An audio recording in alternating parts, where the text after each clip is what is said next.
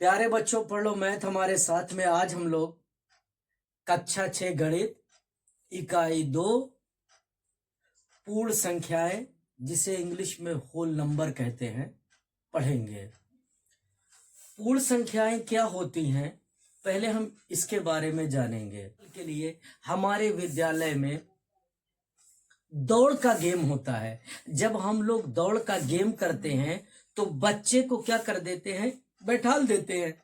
आप बैठते हैं, उसके बाद बिसिल बजती है, फिर आप तुरंत दौड़ना चालू कर देते हैं। जब बिसिल बजती है तो जहां आप बैठे रहते हैं वो शून्य है, और उसके बाद जब आप आगे बढ़ते हैं तो 1 2 3 4 आप सारे कदम गिन जाते हैं। तो जो पूर्ण संख्या हमें मिलती है वो कहां से मिलती है, 0 से। तो अब हम जान गए कि पूर्ण संख्या की जो शुरुआत होती है वो कहां से होती है, 0 से होती है, 0 से। 1 2 3 4 5 6 7। उसके बाद आप जहां तक भी आप लिख सकते हैं, ये सब क्या है, पूर्ण संख्याएं हैं।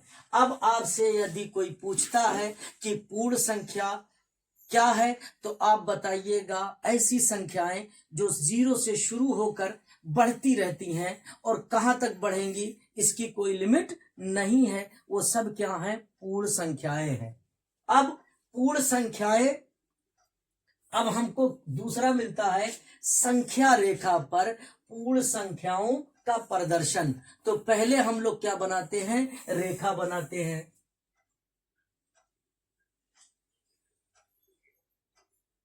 ये हमारी क्या बन गई, अभी ये रेखा बन गई। अब इस पे हम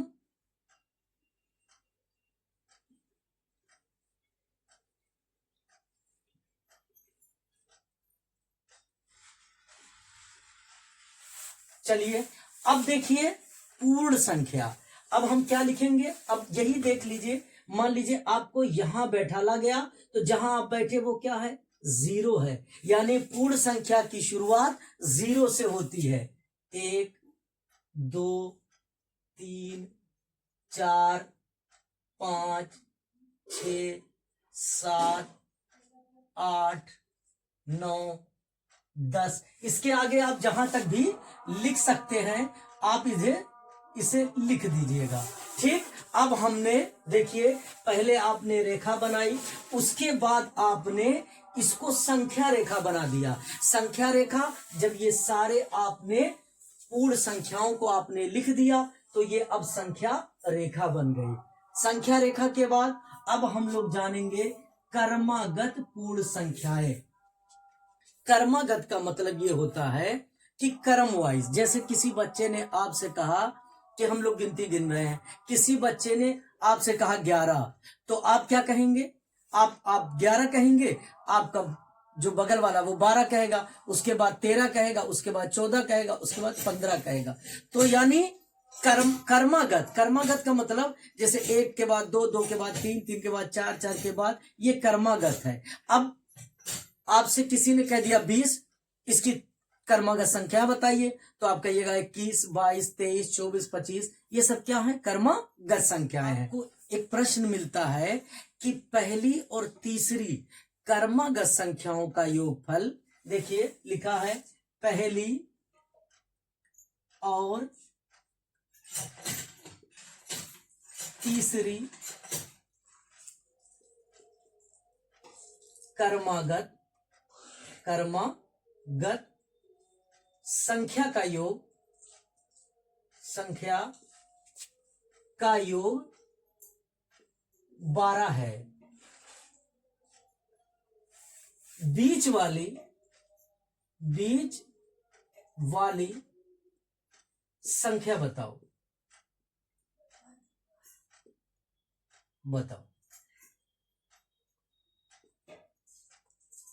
देखिए, हमें कुछ नहीं करना।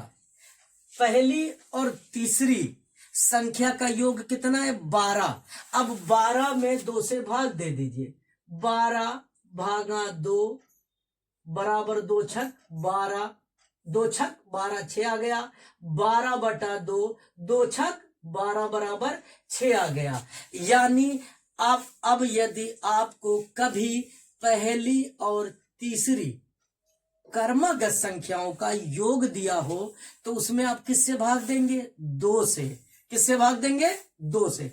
अब चलिए पहले क्या सीखे? पूर्ण संख्या जिसकी शुरुआत 0 से होती है और अनंत तक जाती है। जहां तक भी आप लिख सकते हैं, कोई अनंत नहीं होता। अगर उसमें प्लस कर देंगे तो संख्या बढ़ जाएगी, अनंत से ज्यादा हो जाएगी।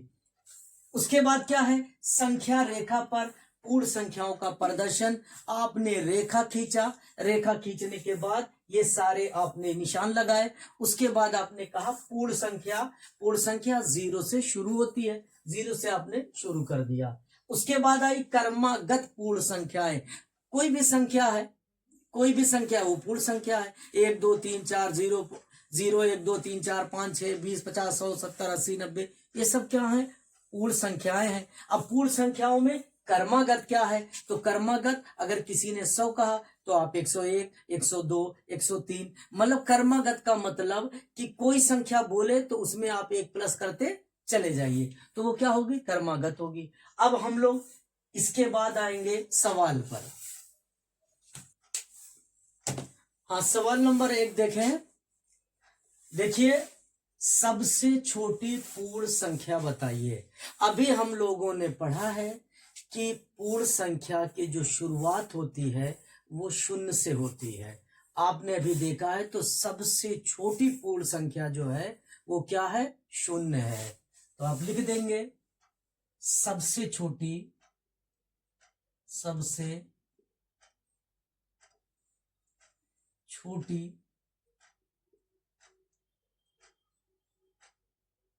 पूर्ण संख्या 0 है। क्या है? 0 है। 0 है, ऐसे बना दीजिएगा 0। ठीक। अब देखिए सवाल नंबर 2। संख्या रेखा पर निम्नांकित पूर्ण संख्याओं को प्रदर्शित कीजिए। अब देखिए, आप संख्या रेखा खींच दीजिए, ऐसा संख्या रेखा खींच दीजिए।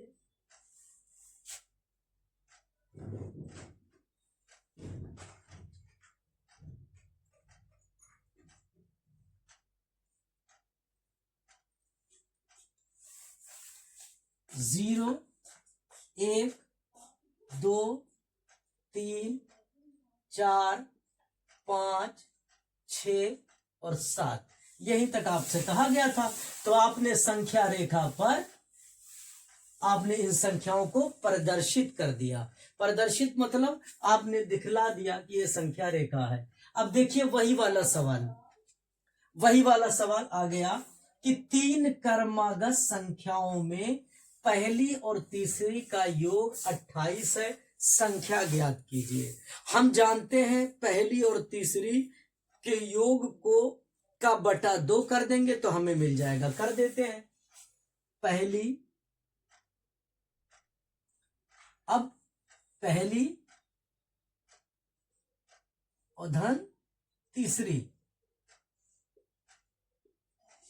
बराबर क्या है? 28। तो 28 बटा क्या करेंगे? 2, तो 14 दूनी 28, यानी बीच वाली संख्या क्या आ गई? 14 आ गई।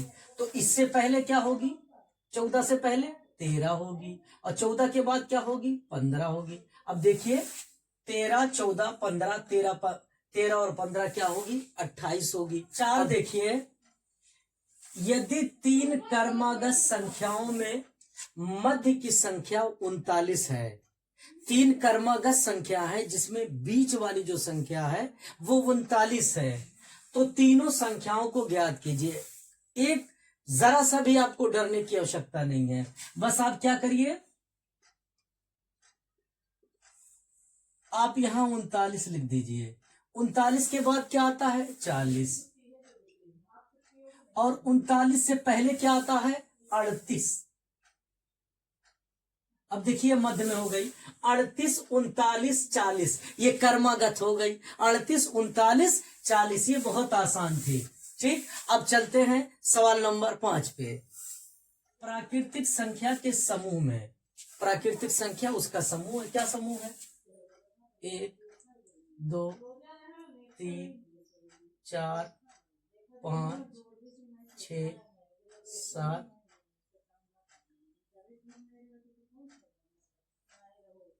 एक प्राकृतिक संख्या का समूह है। अब कह रहा है प्राकृतिक संख्या के समूह में किस संख्या के सम्मिलित कर लेने पर, कोई ऐसी संख्या इसमें सम्मिलित कर लीजिए कि वो पूर्ण संख्याओं का समूह हो जाए। अभी आपने पढ़ा है कि पूर्ण संख्या कहां से शुरू होती है? 0 से। तो यदि इसमें हम 0 को सम्मिलित कर लें, क्या करें? 0 को सम्मिलित कर लें, तो अब ये हमारी क्या बन गई? 3 4 5 6 7। अब ऐसे से आप लिखते चले जाइए जहां तक आपका। अब ये देखिए, ये क्या थी? प्राकृतिक संख्या थी। इस प्राकृतिक संख्या में जब आपने मात्र 0 को शामिल कर लिया तो ये क्या बन गई? पूर्ण संख्या। यानी किसे आप शामिल करेंगे? 0 को। चलिए उत्तर क्या लिखेंगे? 0। सवाल नंबर 5। सवाल